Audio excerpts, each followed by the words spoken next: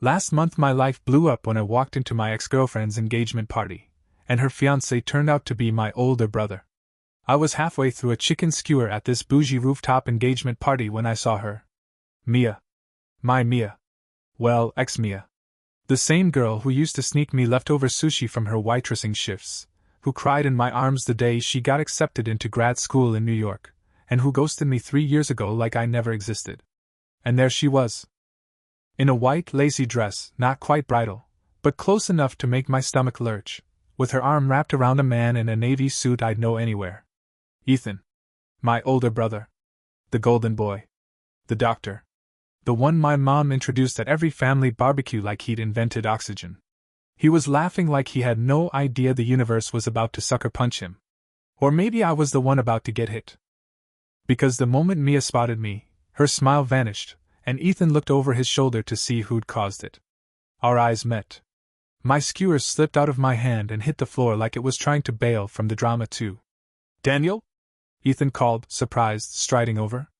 Man, what are you doing here? I was still stuck on the fact that he'd kissed my ex on the forehead 3 seconds ago. Chloe invited me. I muttered, nodding toward our cousin who was already regretting ever sending me that generic join us for a special evening email. Right, Ethan said, clapping my shoulder. Glad you came. Mia hadn't moved. She just stood there, watching us, twisting her engagement ring like she was trying to unscrew it off her hand. I hadn't even processed that part. Engagement ring. Fiancé. Ethan's fiancé. My brother was marrying my ex. And apparently, he had no clue. Daniel, Mia finally said, her voice barely louder than the rooftop jazz band. Can I talk to you for a second? My stomach clenched. The last time I heard that tone from her, she'd said, I just need space. And then disappeared like a magician's assistant. Ethan looked between us, amused. You two know each other? Mia hesitated. So I did what any emotionally stable, fully healed adult would do. I said, more than you think. His smile faltered. Then I turned and walked away before I did something dramatic. Which is hilarious, because that night was only the beginning of the drama. You know that feeling when you leave a room and suddenly everyone's whispering behind your back? Yeah, that was me walking away from the rooftop engagement party like I hadn't just detonated a verbal grenade. I didn't get far before Chloe, my cousin/accidental chaos coordinator, chased me down in her 4-inch heels. Daniel! What the hell was that? I turned to her, still seeing Ethan's confused face burn into my brain like a bad tattoo. Did you know? I asked. Know what? That Mia is engaged to Ethan? Chloe blinked. Wait, you're Mia? No. No freaking way. That's, oh my god. She actually clutched her pearls like a Victorian widow. I thought her name sounded familiar, but I didn't connect it. You dated, like what, forever ago? 3 years. And she ghosted me. I said. One day we were picking out new curtains for her apartment, next day, radio silence. Chloe winced. Okay, yeah, that's rough. Rough is watching my brother kiss the girl who used to wear my t-shirts to bed. Gross, Daniel. I'm traumatized. Let me be gross. Chloe's face softened. You okay? No, I said honestly. I don't even know what I'm doing here. I thought this was some family thing. I didn't know it was this. Just then, I heard footsteps behind me. Slower. Hesitant. Daniel. Mia. I turned, arms crossed, jaw tight. I hadn't seen her in years, and she looked the same but different. More polished. More expensive.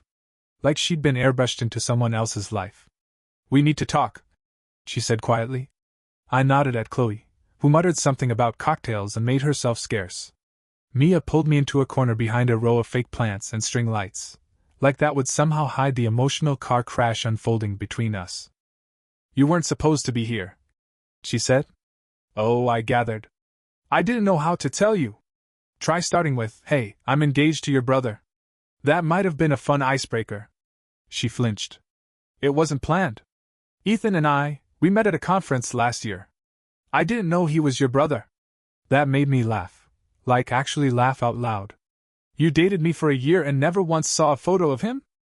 The guy literally has a framed picture of himself holding a Nobel Prize he didn't win because he just attended the ceremony. Mia's face flushed. I didn't put it together until it was too late. And by then, you figured lying by omission was easier? I didn't lie. Oh, really? I snapped. How many times have you looked him in the eye and said, I love you, knowing you once told me the same thing and vanished without a word? Silence. And then, I didn't vanish, she whispered. I left because I was pregnant. The words hit like a wrecking ball to the chest. What? I had a miscarriage. I didn't know how to tell you. And by the time I did, I couldn't. My legs went weak. I gripped the railing to steady myself. I started, but nothing came out. Behind us, the party roared on. People clinked glasses and laughed, oblivious. But in our little pocket of the rooftop, the world had just cracked open. And I had no idea what to do next. I don't remember deciding to walk away, but I did. Down the stairwell, two at a time, Mia's voice echoing behind me. Daniel, wait! But I couldn't. My brain had gone full tilt. Pregnant. Miscarriage. Ghosted. Then shows up on Ethan's arm like she never knew me. By the time I hit the sidewalk, I was sweating through my shirt. I leaned against a lamppost like it owed me support. And then, like the universe wasn't finished punting me in the gut, Ethan came jogging out the front doors. Hey! He called. What's going on? Mia's crying. Is she? I said, breathless. That's funny. Last time I saw her cry was, oh yeah, never. Because she ghosted me. Ethan's brows furrowed. What are you talking about? She didn't tell you? I said, smiling bitterly. Your fiancé? The woman you just slipped a $10,000 ring on? We dated. For a year. Lived together. Planned a future. Then she disappeared like a damn magician. Poof. Ethan looked like I'd slapped him. What? Yeah. She was mine first. His face went pale. You're joking. I shook my head slowly. And you, Mr. Family Values, you never once thought to mention your girlfriend's last name sounded familiar? Never showed her a family photo? She never asked? He snapped, then immediately softened. Daniel, I swear to God I didn't know. I looked at my brother, this guy I used to share bunk beds with, who once punched a kid in the mouth for stealing my Game Boy, and for the first time, I didn't recognize him. You really love her? I asked. He hesitated, but then nodded. I do. My voice cracked. Then you deserve to know the rest. And right there, in the middle of a Manhattan sidewalk, I told my brother everything. The late-night takeout runs. The plans to move in together officially. The miscarriage. The silence. The unanswered calls. Ethan listened, jaw clenched so tight I thought he'd break a tooth. And when I was done, he didn't say a word. Just turned around and walked back inside the building without looking back. I stood there, alone, wondering if I'd just destroyed my relationship with my brother forever. And maybe something else too. Because for all my bitterness, I still wasn't sure I didn't love her. I didn't sleep that night. I laid on my couch staring at the ceiling like it held the answers to my brother's love life, my failed relationship, and the twisted family knot we were all suddenly choking on. At 3 a.m., I cracked and opened my phone. 3 missed calls from Mia. 2 texts from Ethan. We need to talk. I'm not sure what to do. And 1 from my mom. Why is Mia crying in my kitchen? I groaned. Apparently, the engagement party ended with Mia breaking down in the parking garage and Ethan driving her straight to my parents' house because, get this, that's where she'd been living while renovating her apartment. Because of course. Why just stab me in the heart when you can twist the knife? I didn't reply. By noon, I got a call from Ethan. I didn't answer. Then Mia.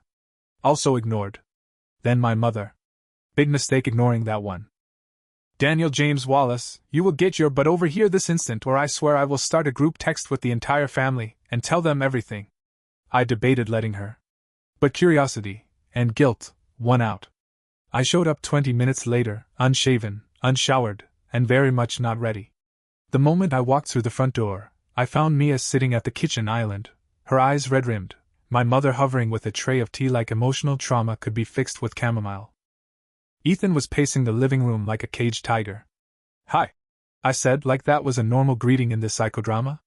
Sit, Ethan barked. Good to see you too, big bro. I said sit. I sat. Ethan turned to Mia. Tell him. She looked like she'd rather swallow glass, But after a moment, she nodded. I didn't just ghost you, she said quietly. I was ashamed.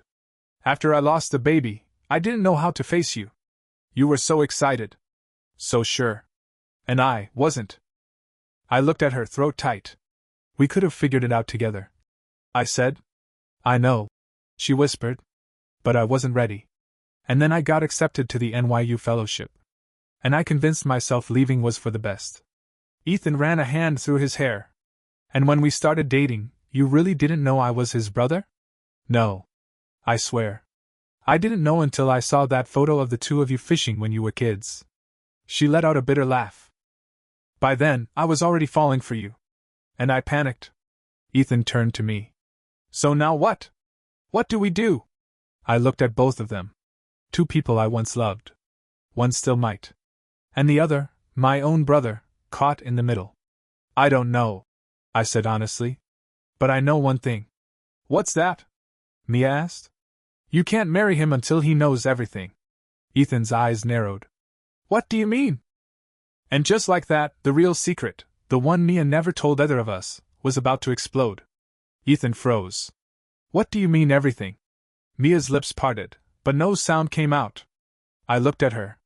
You haven't told him about that night? Her face went white. Daniel, don't. No. We're past protecting people's feelings.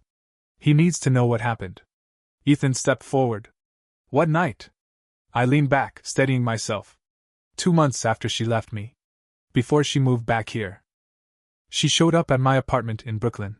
Ethan blinked, eyes flickering between us. What? Mia buried her face in her hands. She was drunk. I continued, voice low. Crying. Saying she made a mistake. That she didn't know what she wanted. That she missed me. We talked for hours. About everything. The baby. The silence. Us. Ethan's voice was like gravel. And? I hesitated. Mia finally looked up. We slept together. The words cracked the room open like an earthquake. Ethan staggered back as if punched. You what? It was a mistake, Mia said quickly. It didn't mean anything. Oh, it meant something. I cut in, bitter. It meant I was still in love with someone who had already moved on. With my brother. You didn't tell me that, Ethan said, voice shaking. I couldn't, Mia whispered. I knew it would destroy you. Destroy this. You mean lie to me so you could keep playing house in my family like nothing happened? Ethan turned to me now, eyes dark. And you? You didn't think I deserved to know? I found out you were dating her after it happened. I said, heart pounding. You showed up to dinner one night with her on your arm like some big reveal. What was I supposed to do? Yell surprise. I slept with your girlfriend, over pot roast? You should have said something. I was trying to move on. I shouted. I didn't want to burn it all down. But maybe I should have. Silence. Mia's voice was barely audible. It was one night. But it ended things for good. I knew I couldn't go back to Daniel. I was trying to start over. Ethan looked at her, eyes glassy. You were engaged to me. And you hid this? I didn't want to lose you, she whispered. He laughed. No humor. Just disbelief. Then maybe you shouldn't have slept with my brother. I stood. Ethan. No. He held up a hand, jaw tight. I need to think. I need to get out of here. He walked out the front door, slamming it behind him. The kind of slam you don't come back from in 5 minutes. Mia collapsed into a chair like the truth had ripped the bones from her body. And I stood there, knowing that whatever this had started as, it was no longer just about heartbreak. It was a full-on collapse. Of trust. Of love. Of a family. The house was dead silent. Mia sat frozen in the chair, her face pale and blank like she just watched her own future get wheeled away on a stretcher. My mom had disappeared to the backyard, probably on the phone with a priest, a therapist, or both. And me? I just stood there. In the kitchen where we used to make waffles on Sunday mornings. Where Ethan once taught me how to tie a tie before prom. Where Mia once sat cross-legged on the counter, stealing strawberries and humming that off-key version of Fleetwood Mac she always sang when she was happy. Yeah. That kitchen. Now it felt like the scene of a crime. You okay? I finally asked. Stupid question. Mia didn't answer. Just stared at the floor, as if the linoleum could offer absolution. "I didn't plan any of this," she said after a long beat. Her voice was frayed. "I didn't mean for it to get this far." I pulled out the chair across from her and sat down. "But it did." "I know. And now Ethan's out there, walking around with his entire worldview flipped inside out." "I know." I sighed. "Do you love him?" She looked up slowly, her eyes wet but clear. "Yes." "And me?" That made her blink. "Daniel." "No games. Just say it." She took a shaky breath. "I loved you. I think some part of me always will. But I can't go back. I don't want to go back." That night we spent together, it wasn't about rekindling something. It was grief. Confusion. Guilt. It wasn't real. That stung. Even if it was true. "And Ethan?" I pressed. "He's solid," she said.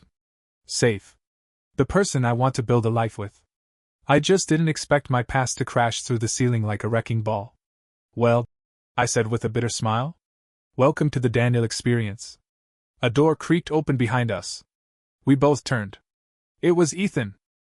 His hair was messy, tie loose, shirt wrinkled like he punched a wall or paced through a wind tunnel. He looked between us, his face unreadable. "I spoke to Mom," he said. "And Dad. They're as shocked as I am."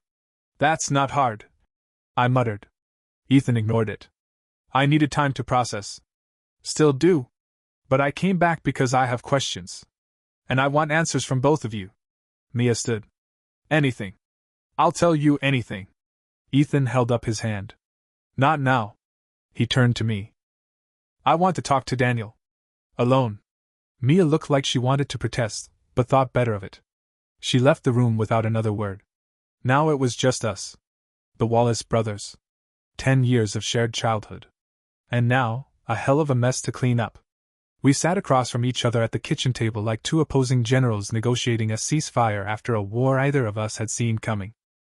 Ethan stared at me for a long time, like he was trying to see if I was still his brother under all the rubble. Like maybe I'd been replaced by someone else when he wasn't looking. "Why didn't you tell me?" he finally asked, voice quiet. "I wanted to," I said. "At first. But you were so happy. And I'd never seen you like that, man. Not even when you matched at Johns Hopkins. It was like you'd finally found the thing you'd been looking for. That thing was your ex." "Yeah," I said, my throat tightening. "Believe me, I noticed." He looked down at his hands. His knuckles were red. "From hitting something? Holding something too tight? Do you still love her?" That question landed like a sucker punch. I didn't answer right away. Ethan looked up, waiting. "I don't know," I admitted. "Part of me probably always will. But it's not the kind of love you build a life on. It's residue. Ghosts. You don't marry a ghost." He nodded slowly. "What about you?" I asked. "Do you still want to marry her?" He didn't answer immediately either. "I thought I did," he said. "Until last night, I thought I knew who she was. And now, I'm not sure I even know who I am in all this." He stood, started pacing. "I keep thinking about that night she showed up at your place. That you were the one she went to. Not me. Not her friends.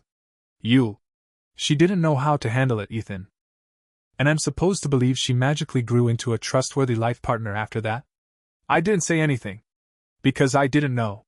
"I always wanted to be the golden boy," he said suddenly, looking right at me. "The one who made the right choices. Stable. Responsible. But now it feels like maybe I was just living in a role someone else wrote for me." He sat again, rubbing his temples. "I don't know if I can forgive her," he said. "But I know I don't blame you." I looked up sharply. "You don't?" He met my eyes. "You didn't betray me. Not intentionally. You were blindsided. And Mia? She's the one who kept secrets. From both of us." I felt something loosen in my chest, like a rope I didn't know had been choking me. "Thanks," I said. "That means a lot. I'm not saying we're fine," he added. "But I don't want to lose my brother over this." "Same," I said quietly. We sat there in silence. Not good silence. Not bad. Just honest. Finally, Ethan stood. "I'm going to call off the engagement." I looked up, startled. "You sure?" He nodded. I have to. I deserve more than half-truths and guilt. And Mia deserves someone who loves all of her. Even the parts she hides. He started to leave, then paused at the door. And for what it's worth, he added, you're not the screw-up of the family, Daniel. You never were. He walked out, leaving me alone with that sentence hanging in the air. It took me longer than I want to admit to realize I was crying. Not because of Mia. Not because of Ethan. But because for the first time in my life, I felt like maybe, just maybe, I wasn't the villain in someone else's story. 3 days later, Mia moved out of my parents' house. She did it quietly, without drama, without any big goodbye. I watched her from my car across the street, sipping lukewarm gas station coffee as she stuffed the last of her boxes into an Uber. She didn't see me. Or maybe she did and just decided not to wave. Honestly, I didn't blame her. Ethan didn't go to work for a week. He stayed with my aunt in Jersey to clear his head, which in our family is code for sit on a dock somewhere and scream into the wind. When he came back, he was thinner, quieter, but lighter somehow. He didn't talk about Mia, and I didn't ask. We went to a Knicks game together. No therapy, no speeches. Just two brothers yelling at overpriced athletes, and sharing a bucket of stale popcorn. It was enough. And me? I started sleeping again. The night terrors, those midnight jolts where I'd wake up convinced Mia was knocking at my door, crying, begging for another chance, stopped. The memories dulled, like the edges had been sanded down. It didn't mean I was healed. But at least I wasn't bleeding anymore. One morning, I got a letter in the mail. Handwritten. It was from Mia. Daniel, I don't know if you'll ever read this, but I needed to say it anyway. I'm sorry. For ghosting you. For running. For never giving you the explanation you deserved. I thought I was protecting you. I thought silence would hurt less than the truth. I was wrong. I don't regret what we had. And I don't regret falling for Ethan either. But I regret how I handled both. You deserve better. I'm leaving New York. Going to Seattle for a job. A fresh start. Maybe I'll finally learn how to stop self-destructing every time someone loves me. Thank you for loving me when I didn't love myself. I hope you find someone who sees all of you and stays. Mia. I read it 3 times. Then I folded it and tucked it in the back of my sock drawer. Not to revisit. Not to romanticize. Just to remember that once, something real existed, and that it ended. Not everything has to explode to be over. Some things just end. 2 weeks later, Ethan called me on a Sunday morning. You busy? He asked. About to do laundry. Great, he said. You're coming with me. Where? He didn't answer. An hour later, I found myself standing outside a new apartment building in the West Village. Ethan handed me a key. What's this? Your name's on the lease, he said. You're always crashing on my couch anyway, and Mom thinks you're going to die alone if someone doesn't make you buy real furniture. I have furniture, I said. You have a beanbag chair and an IKEA shelf from college. Which is technically furniture. Ethan just smirked. It's time. New space, new start. You deserve that. I didn't say anything at first. I just looked at the key. It was small. Simple. But it felt like the final page of a chapter one didn't even know I'd been writing for 3 years. You sure? I asked. He shrugged. You're not the same guy anymore, Daniel. Neither am I. And that was the truth. Later that night, we got takeout and watched some terrible action movie on his couch. There was no grand moment. No toast to moving on. Just silence. Comfort. Family. And it hit me then, this whole story, the mess, the heartbreak, the betrayal, it wasn't about losing Mia. It was about finding myself again. About realizing I wasn't the footnote in someone else's love story. I was the main character in mine. And for the first time in years, that felt like enough. 3 months passed. The new apartment was quiet, bright, and smelled vaguely of fresh paint and second chances. I had a real couch now. Actual chairs. A coffee table that wasn't an upside-down storage bin. Even the houseplant Ethan gifted me hadn't died yet, which felt symbolic of something. Life had gone normal. And weirdly, I was okay with that. Then one Saturday morning, I walked into my favorite bookstore/coffee shop, my usual spot for pretending to write and eavesdropping on strangers, and I saw her. Not Mia. Her. Sitting cross-legged on the floor in front of the travel section, a coffee beside her, a stack of guidebooks in her lap, and a golden retriever puppy on a leash chewing the hem of her coat. She was laughing. Big, unself-conscious laughter that made the couple behind her turn around and smile too. And I swear something inside me clicked. Not in that dramatic rom-com way where violins swell and people drop their bags in slow motion. Just, something clicked. Like maybe the universe was finally done screwing with me. I walked over. "Hey," I said, gesturing to the puppy. "I think your dog's eating Italy." She looked up, startled, then smiled. "Yeah. He's got a strong opinion about Florence, apparently." I knelt down to pet him. "I'm Daniel, by the way." "Emma," she said. "And this is Fig. Like the fruit? Short for Figaro. My niece named him. I wanted to call him Brad Pitt." I laughed. "You definitely made the more nutritious choice."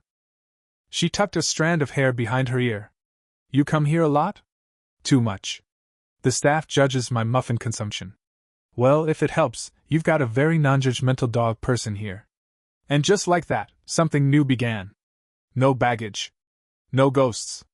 Just a puppy, a bookstore floor, and a smile from someone who didn't know my past, and didn't need to. She saw me, who I was now.